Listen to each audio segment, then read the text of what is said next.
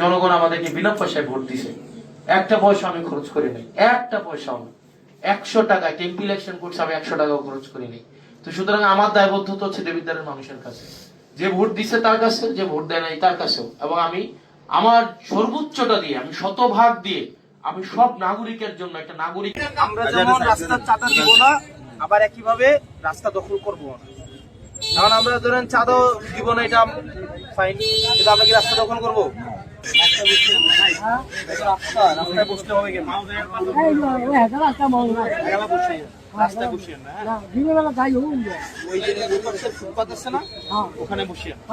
কিন্তু এই রাস্তায় যদি বসিয়ে নিলে তো গাড়ি আসতে যাওয়া করবে। রাস্তায় বসিয়ে, রাস্তা বসিয়ে না, ফুটপাতে বসিয়ে।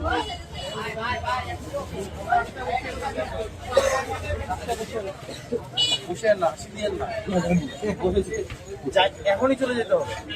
আপনারা হচ্ছে ওখানে ওই যে পশু হসপিটালটা আছে না, পশু হসপিটালের সামনে চলে যান, এখানে বসছেন না দাদা। এটা রাস্তাটা যেটা আমাদের সবাই যে ওই কোনারও চলে গেছে, এখানে রাস্তাটা ক্লিয়ার করে ফেলছে। এই যে দেখছেন, এই যে দেখেন পুরো রাস্তা ক্লিয়ার করছে। আপনারা একটু আমাদের সহায়তা করা লাগবে, কিনা বলেন? ফুটপাত দখল করবো, এটা কি করা উচিত?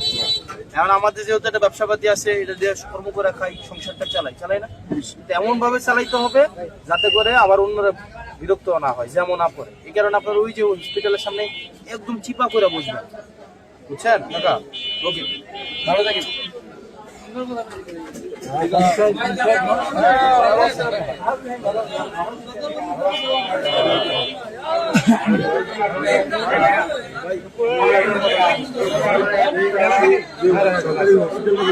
একবার কিন্তু ভাই ভয়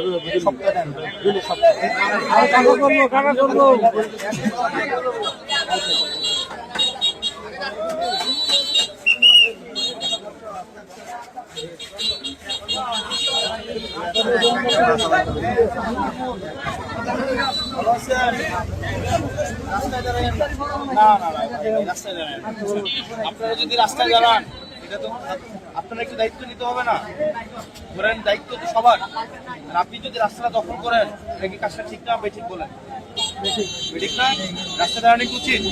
তাহলে আপনি কই দাঁড়াবেন? ওই যে ধরেন একটা ফুটপাত গেছে, হসপিটালের সামনে ভাই ফুটপাত গেছে দাঁড়ায়